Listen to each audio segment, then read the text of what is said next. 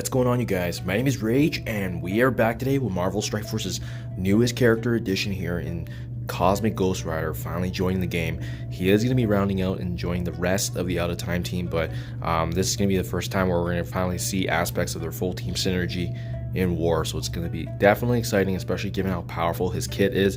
He's really going to round out the damage side, especially for this defensive minded team.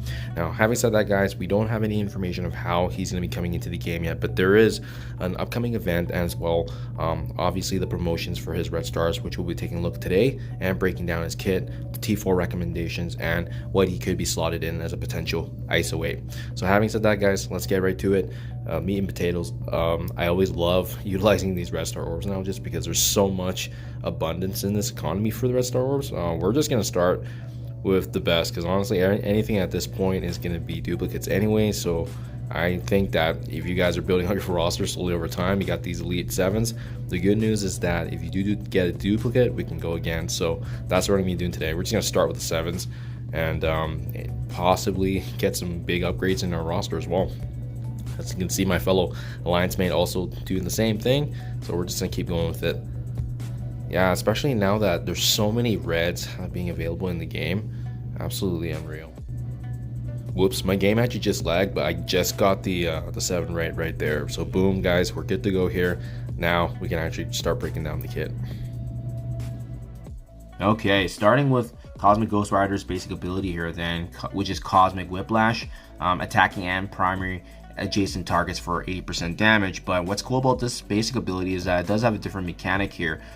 When this character is not at full energy and attacking a controller target, he's actually going to be instantly applying an ability block on the primary target, and again, only if they're controller, right? So in addition to that, he's also generating 1 ability energy for himself and all out of time allies who are not at full energy. So I can just imagine the turmoil that this is going to cause, because we also have a character like Captain America also generating ability energy for the team. So this is pretty meaningful, and it can't be dodged as well.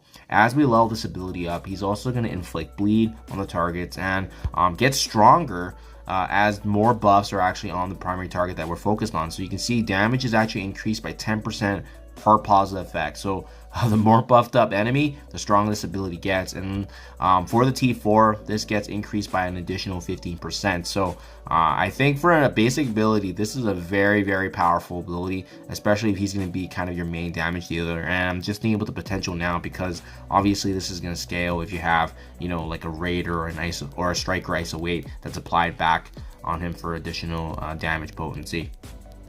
Vengeance Slide is his special ability, so he's going to be attacking all enemies for percentage damage, and it does once again increase by percentage per positive effect on primary target. So you really want to be focusing a team that has lots of positives. On top of that, this special does flip into negatives if it's actually on protector enemies instead, and he actually does gain additional focus against the protector. So really focus on shredding those tanks and flipping those positives as well. As this ability gets leveled up, additional increase here in damage, defense down, heal, block is also going to get applied to all enemies across the board. And this is the ability that does clear all the battlefield effects on the allied side. So just something to be mindful of. He's going to be able to take that away. This turns into a stun on the enemy protector with the highest speed as well. And then with the T4 here, if the enemy protector with the highest speed also has defense down, he's going to be additionally applying trauma on that character for a turn, it seems. So very powerful special ability here, guys. Attacking all the enemies again. The additional stuns, defense down, heal blocks is pretty meaningful. And even, again, clearing the battlefield effect if you want to reapply the battlefield effect, which is pretty meaningful. So for that reason, I think T4 on the special right now does make sense, but we'll review the rest here before we make that preemptive assessment here. Intergalactic Punishment is his devastating ultimate ability here. Once again, dealing a lot of damage, but as well, this is piercing, and it does scale with each positive on the primary target. This attack does ignore defense up and can't be blocked. And in war more specifically, though, it can't be dodged or counterattacked, so basically never misses. It turns into a stun at level 4 here, and additionally, it does actually clear barrier as well. So it's going to be piercing, it's going to clear barrier, almost very similar to Kang's mechanic in that sense, so making this a very devastating ability. And on top of that, this T4 does actually apply trauma on the primary target and clears all battlefield effects on the enemy side. I mean, that right there is just such a unique mechanic, and we don't have that aspect yet. We have Red Hulk applying it, obviously, but this actually strips away from the enemy side. So very, very meaningful, guys. It can allow the opportunity here to obviously clear this. So any kind of supportive buffs on the enemies can be taken away. So this is pretty meaningful, especially like a team like Nowhere. This is going to completely strip them away. So very powerful. And then lastly, the passives usually do add a lot of value to the team. So let's take a look.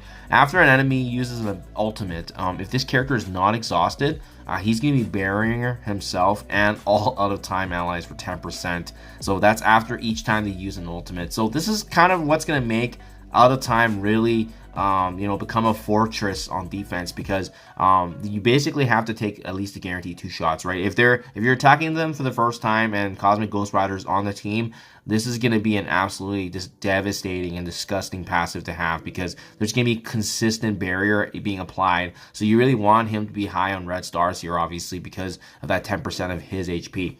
In War, he's also lowering the focus and damage for any non-Mephisto enemy that takes a turn before him. So this is kind of where he's going to be getting that value. And again, coming back into War meta, right?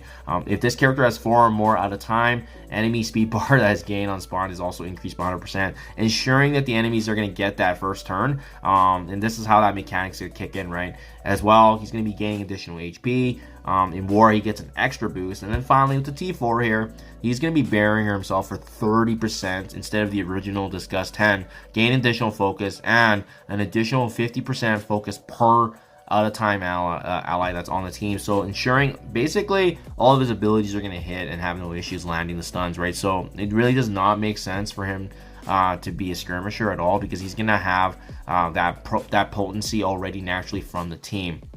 For that reason, guys, I definitely think each and every one of his abilities should be T4, but if there was a specific order, if you're trying to prioritize, I think that, my goodness, they're just all so good, you know. So I think honestly his special, his ultimate, and his passive in that order, but keep in mind, depends, right? If you guys aren't using him in War immediately, then maybe you can leave the passive. But his passive is really truly benefiting this team in War specifically, right? His basic is just so powerful when it scales with each positive effect, and getting the additional strikes is huge. I think having him as a striker character, especially when we don't have a lot of strikers right now on the out of time, is going to make a lot of sense. If you don't have any kind of vulnerables being applied, then using him as a raider also makes sense. Either way, he's going to be dealing a lot of damage as that controller character, and very powerful, guys. So hopefully this helps you guys out. Good luck with your red star orbs as well, and getting this preemptive review here of the character, and we'll see what his event's going to look like once it comes into the game.